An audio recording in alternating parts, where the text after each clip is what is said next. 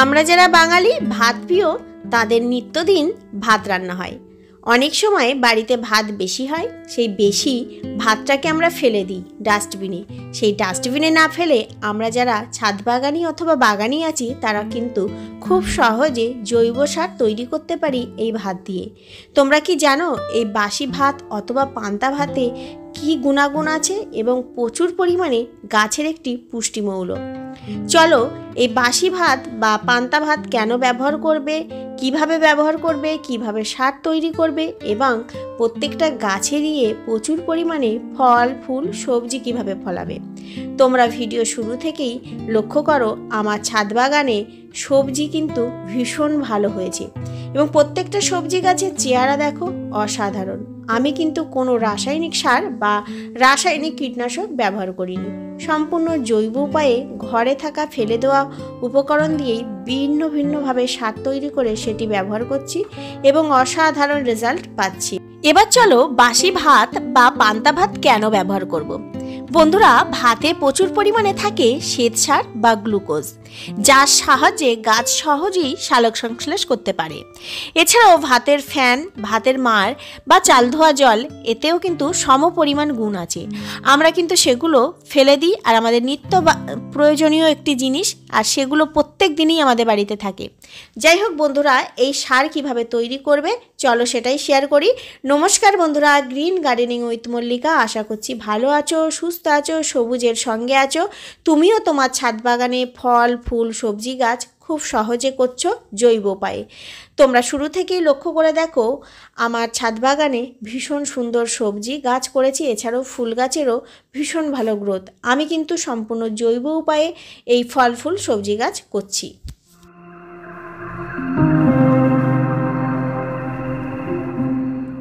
অনেক বাগানি বন্ধুরা আছে যারা চায় সম্পূর্ণ খরচ ছাড়া জৈব উপায়ে শাক সবজি ফুল গাছ করতে।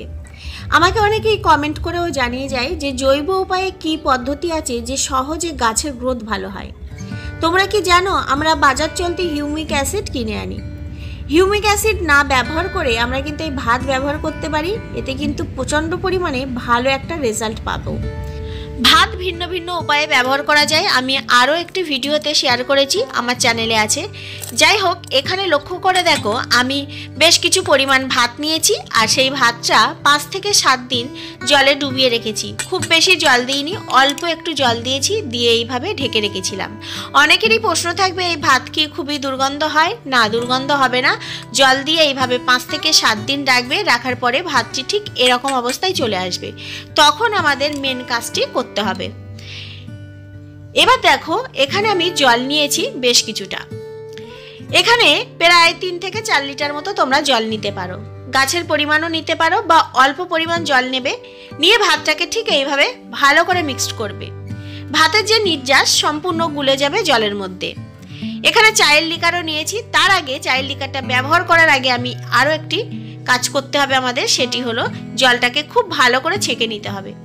দেখো ভাত যতটা পরিমাণে গলে গিয়েছিল সমস্ত জলের সঙ্গে মিশে গেছে এবং যেগুলো শক্ত আছে সেগুলোকে আবারও আমি জল দিয়ে রেখে দেব। পরবর্তী সময়ে আমি ঠিক একইভাবে ব্যবহার করব।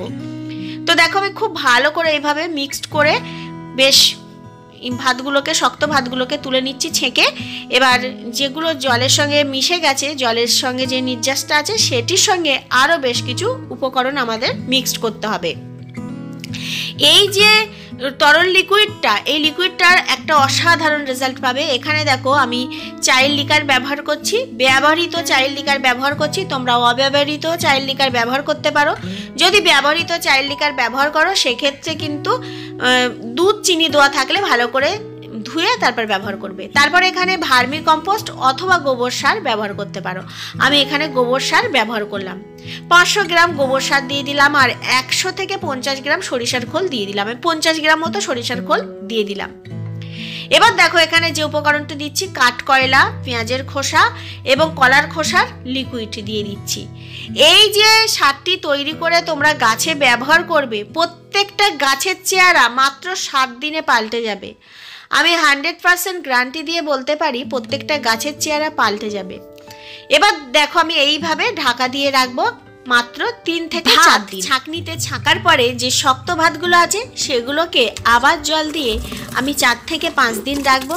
আবার এইভাবেই এই সারটাকে ব্যবহার করব।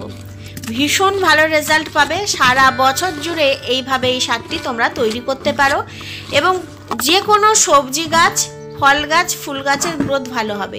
বিশেষ করে সবজি গাছে দেবে, অসাধারণ রেজাল্ট পাবে। তো আমরা সবাই জানি যে সরিষার খোলে প্রচুর পরিমাণে থাকে নাইট্রোজেন, কলার খোসাতে পটাশিয়াম, এবং যে উপকরণটি দিলাম সেটি হলো ওই কাঠকয়লার গুঁড়ো। কাঠকয়লার গুঁড়োতেও প্রচুর পরিমাণে পটাশিয়াম থাকে, সহজেই গাছের ফুল ফল আনতে সাহায্য করবে। এবং প্রত্যেক দিন একবার করে আমি এইভাবে একটু করে গুলে দিই। এতে কিন্তু পোকা বা কোনো গন্ধ হওয়ার সম্ভাবনা একেবারেই থাকবে না। তো আমি 3 থেকে 4 দিন ঠিক এইভাবে রাখবো, যেহেতু অন্য অন্য উপকরণগুলো খুব ভালোভাবে ওই নির্যাসের সঙ্গে মিক্সড হবে। তারপরে তো চলে এলাম আমি 3 থেকে 4 দিন পর। আর এখানে দেখো, বাগানে আসলেই ঠিক এইভাবে একটু করে মিক্সড করে দিতাম। কোনো লাঠি বা কোনো কিছু দিয়ে তোমরা এইভাবে মিক্সড করে দেবে। তো এবার এই জলটাকে আমি ব্যবহার করব। এখানে দেখো আমি 5 লিটার জল নিয়েছি। 5 লিটার জলের সঙ্গে আমি 2 থেকে 3 লিটার মতো এই সারটি দেব। অনেকেই ছাদ বাগানে শীতের গাছ করেছে, যে চন্দ্রমল্লিকা, গাঁদা ফুল গাছ, সেগুলোতেও তোমরা দিতে পারো। আর তোমরা দেখলে যে আমি কপি গাছ করেছি, ভিন্ন ভিন্ন কপি গাছ থেকে শুরু করে সবজি গাছেও দেবে, ভীষণ ভালো রেজাল্ট পাবে। আমি কিন্তু খুব ভালো রেজাল্ট পেয়েছি কেবলমাত্র এই জৈব সার ব্যবহার করে। বাজার চলতি কোনো সার আমি ব্যবহার করছি না আমার এই ছাদ বাগানে। এবং ফল গাছ, ফুল গাছ থেকে সমস্ত গাছেই তোমরা ব্যবহার করবে। এবার বলে দিই এই সারটি কখন ব্যবহার করবে। অবশ্যই বিকাল টাইমে এই সারটি ব্যবহার করবে। এই সারটি যদি অতিরিক্ত পড়ে যায়, প্রয়োজনের কোনো সমস্যা হবে না, তোমরা সমস্ত ফল গাছে দিতে পারো। এবার চলে আসা যাক কোন কোন গাছে দেবে না। যেহেতু শাক জাতীয় গাছ, যেমন ধনিয়া, পালং শাক, এছাড়াও মেথি শাক, এই শাক জাতীয় গাছে কিন্তু এই সারটি দেবে না। এতে কিন্তু গোড়া পচে যাবে, গাছের যে ছোট ছোট সূক্ষ্ম শিকড় সেগুলো পচে নষ্ট হয়ে যাবে শাক। তো এই ধরনের কপি গাছেও দিতে পারো, বেগুন গাছে দিতে পারো, চন্দ্রমল্লিকাতে দিতে পারো, জবা গাছে দিতে পারো, সমস্ত গাছে কিন্তু এই সারটি প্রয়োগ করতে পারো। বন্ধুরা, তুমিও যদি তোমার ছাদ বাগানের ফুল, ফল, সবজি, ভিন্ন ভিন্ন গাছের গ্রোথ ভালো করতে চাও এবং জৈব উপায়ে যদি চাষ করতে চাও, তাহলে অবশ্যই আজকের ভিডিওটি প্রথম থেকে শেষ পর্যন্ত ধৈর্য সহকারে দেখতে হবে। আমি কিন্তু আমার ছাদ বাগানে ভিন্ন ভিন্ন সবজি খুব সহজে চাষ করছি এবং জৈব উপায়ে। ভিডিওটি ভালো লাগলে সাপোর্ট করবে, পাশে থাকবে, পাশে থাকা বেল বাটনটা অবশ্যই বাজিয়ে দেবে। এরকম ধরনের ভিডিও প্রতিনিয়ত আমার চ্যানেলে আসতেই থাকবে। ভালো থেকো, সুস্থ থেকো। নতুন কোনো ভিডিও নিয়ে আবার চলে আসবো। টাটা।